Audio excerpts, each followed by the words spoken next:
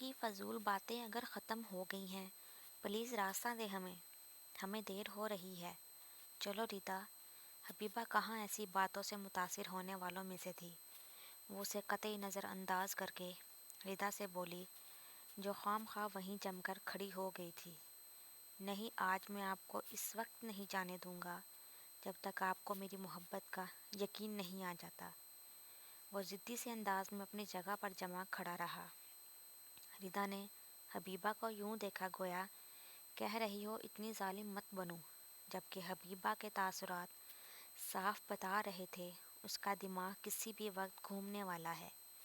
دیکھے، بات یقین اور یہ بے یقینی کی نہیں ہے، اس کی منگنی ہو چکی ہے اور یہ بات آپ بھی جانتے ہیں۔ ریتا کو اس سے ہمدردی ہو رہی تھی۔ وہ نہیں چاہتی تھی کہ حبیبہ اس پر پھٹ پڑے، خواہ مخواہ کا کوئی تماشا لگے۔ بات بڑھنے سے پہلے ہی وہ اس معاملے کو نمٹا دینا چاہتی تھی۔ جانتا ہوں، مگر منگنی کا کیا ہے؟ منگنی تو ٹوٹ بھی سکتی ہے۔ اس کی ضد جوں کی توں تھی۔ ان کے علاوہ میری زندگی میں کسی دوسرے شخص کا کوئی تصور نہیں۔ اس بار ریتا کی بجائے حبیبہ نے جتانے والے انداز میں جواب دیا۔ وہ اس کی ہر امید توڑ دینا چاہتی تھی۔ میں جو کچھ آپ کو دے سکتا ہوں، شاید آپ کا منگیتر آپ کو نہ دے سکے، پھر بھی میری محبت انہی کے لیے رہے گی، کیونکہ ان کو میرے والدین نے میرے لیے چنا ہے۔ حبیبہ کا انداز حتمی تھا۔ اس کا جواب سن کر زیغم کے چہرے پر ویرانی پھیل گئی۔ پھر وہ کچھ نہیں بولا۔ چند لمحے بے بس سا حبیبہ کا چہرہ دیکھتا رہا، جس پر اس کے لیے بیگانگی اور ناگواری کے سوا کچھ نہیں تھا۔ پھر ہارے ہوئے جواری کی طرح مردہ قدموں سے وہ وہاں سے چلا گیا، دوبارہ کبھی نہ آنے کے لیے۔ ہفتہ ڈیڑھ ہفتہ کے بعد وہ حبیبہ کی زندگی کا ایک قصہ پارینہ بن گیا۔ وہ اسے بھول چکی تھی، بلکہ ان دنوں تو اس نے شرجیل کے خیالوں پر بھی پابندی عائد کر دی تھی۔ اس کا فائنل سیمسٹر سر پر تھا۔ وہ دل و جان سے پڑھائی میں مگن تھی۔ پھر دیکھتے ہی دیکھتے امتحان شروع ہو گئے۔ جس روز وہ اپنا آخری پیپر دے کر ہلکی پھلکی سی ہو کر یونیورسٹی سے باہر نکلی، شرجیل اس کا منتظر تھا۔ ان دونوں کے درمیان کافی عرصے سے کوئی رابطہ نہ ہونے کے باوجود وہ اس کی مصروفیات سے باخبر تھا۔ اپنے تمام تر اعتماد کے باوجود وہ اسے سامنے دیکھ کر گھبرا سی گئی۔ کیا ہم کچھ دیر اطمینان سے بیٹھ کر بات کر سکتے تھے؟ اس نے پاس ہی کھڑی اپنی گاڑی کی طرف اشارہ کیا۔ حبیبہ کو سمجھ نہیں آ رہا تھا وہ اس صورتحال میں کیا کرے۔ جانتا ہوں بحیثیت منگیتر ابھی مجھے یہ رعایت حاصل نہیں ہے، لیکن بس صرف 5 منٹ۔ حبیبہ کا تذبذب دیکھتے ہوئے وہ منت سے بولا۔ حبیبہ کو چاروں نچار بیٹھنا ہی پڑا۔ کچھ بہت ضروری باتیں جو آپ سے شیئر کیے بغیر میں رہ نہیں سکا، اس لیے آپ کو زحمت دی۔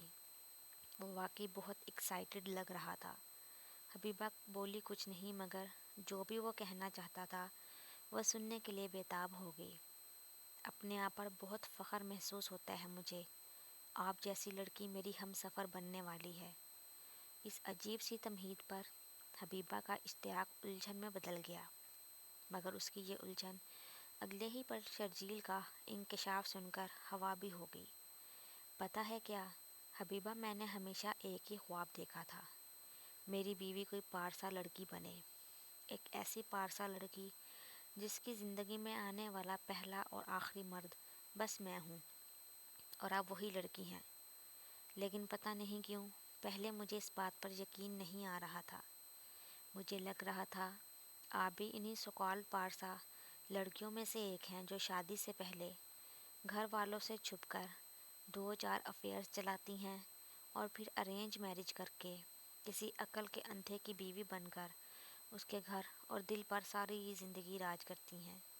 لیکن مجھے اپنی ایکس گرل فرینڈ جیسی کوئی لڑکی اپنی زندگی میں نہیں چاہیے تھی، اس لیے میں نے آپ پر پرکھنے کی فیصلہ کیا۔ حبیبہ کی سماعتوں پر ایٹم بم دھماکہ ہوا تھا۔ اس کے وجود کے سارے رونگٹے ایک دم کھڑے ہو گئے تھے۔ اس کے ذہن کے کینوس پر ایک دم ہی زیغم نامی شخص کا چہرہ جھلملانے لگا تھا، جس نے ہر ممکن کوشش کی تھی اسے رجھانے کی، اور اگلے پل اس نے وہی نام سامنے بیٹھے شخص کی زبان سے سنا۔ زیغم یاد ہے آپ کو؟ وہ اپنے تئیں کوئی انکشاف کرنے لگا تھا۔ حبیبہ کو لمحہ بھر یہ سوچ کر جھرجھری سی آ گئی کہ اگر وہ اس زیغم نامی شخص کی باتوں میں آ گئی ہوتی تو کیا آج کسی کو منہ دکھانے کے لائق ہوتی؟ یہ کیسی واہیات محبت تھی جس نے اس کے کردار کو چوک پر نیلام کرنے کی مکمل پلاننگ کی تھی، جبکہ شرجیل اپنی لن ترانیوں میں مصروف تھا۔ میں بس یہ جاننا چاہتا تھا آپ مجھ سے کتنی مخلص ہیں۔ سچ تو یہ ہے زیغم کو آپ کی زندگی میں بھیجنے کے بعد میری راتوں کی نیندیں اڑ گئی تھی۔ مجھے ڈر لگ رہا تھا کہیں جو آپ بھی کوئی عام سی لڑکی نکلی جو کسی بھی سڑک چھاپ عاشق کی لچھے دار باتوں میں آ کر اس کے ساتھ ہوٹلز اور پارکس میں آزادانہ گھومتی پھرتی ہیں تو کیا ہوگا، مگر میرے یہ سارے خوف فیل ہو گئے۔ آپ کا مضبوط کردار جیت گیا اور آپ پاس ہو گئیں حبیبہ۔ شرجیل حبیبہ کے اندر مچی ہلچل سے بے خبر پھولے نہ سماتے ہوئے کہہ رہا تھا، بس اب میں زیادہ انتظار نہیں کرنا چاہتا۔ وعدے کے مطابق آپ کی پڑھائی پوری ہو گئی ہے۔ میں آج شام ہی سارا آپا کو آپ کے گھر بھیج رہا ہوں ہماری شادی کی ڈیٹ فکس کرنے کے لیے، کیونکہ بحیثیت منگیتر تو شریعت ہمیں کوئی رعایت دیتی ہی نہیں ہے۔ اس نے حبیبہ کے چہرے کے مسلسل بدلتے رنگ پر غور کیے بغیر خواہ مخواہ شوق ہونے کی کوشش کی۔ نہیں، اب اس کی ضرورت نہیں رہی۔ حبیبہ کا لہجہ عجیب روکھا سا ہو گیا تھا۔ اب شرجیل چونکا۔ کیا مطلب؟ کیوں ضرورت نہیں ہے؟ حبیبہ نے کوئی لمبی چوڑی بات نہیں کی، بس اپنے بائیں ہاتھ کی انگلی میں موجود ڈائمنڈ کی رنگ اتار کر اس کے سامنے لہرائی۔ میں تو آپ کے امتحان میں پاس ہو گئی، مگر مجھے بہت افسوس کے ساتھ کہنا پڑ رہا ہے آپ خود میرا کردار جانچتے جانچتے فیل ہو گئے ہیں۔ حبیبہ نے انگوٹھی اس کے ہاتھ میں دینے تک کی زحمت نہیں کی، بلکہ گاڑی کے ڈیش بورڈ پر کسی کچرے کی طرح حقارت سے پھینک دی۔ ارے حبیبہ، حبیبہ میری بات تو سنیں۔ وہ جو اپنے تئیں سے یہ سمجھے بیٹھا تھا کہ اس کی زبان سے اپنی پارسائی کی گواہی سن کر وہ پھولے نہیں سمائے گی، اس غیر متوقع رد عمل پر بخلاص آ گیا۔ خدا حافظ۔ حبیبہ اس کی ایک نہ سنتے ہوئے گاڑی سے اتری، گاڑی کا دروازہ یوں اس کے منہ پر بند کیا گویا اس کے منہ پر دے مارا ہو۔ وہ سکتے کے عالم میں بیٹھا اسے جاتا ہوا دیکھتا رہ گیا۔ اس کی نظروں کے عین سامنے کچھ ہی فاصلے پر حبیبہ رکشے میں بیٹھ رہی تھی، اور اس کے ذہن پر اس کی دھتکاری ہوئی ایک عورت کی آواز ہتھوڑے کی طرح برس رہی تھی، لیکن قرآن تو کہتا ہے اچھے مردوں کے لیے اچھی عورتیں اور برے مردوں کے لیے بری عورتیں ہوتی ہیں۔ اگر وہ تمہارے جیسی نہیں ہے تو پھر وہ تمہارے لیے کیسے ہوگی؟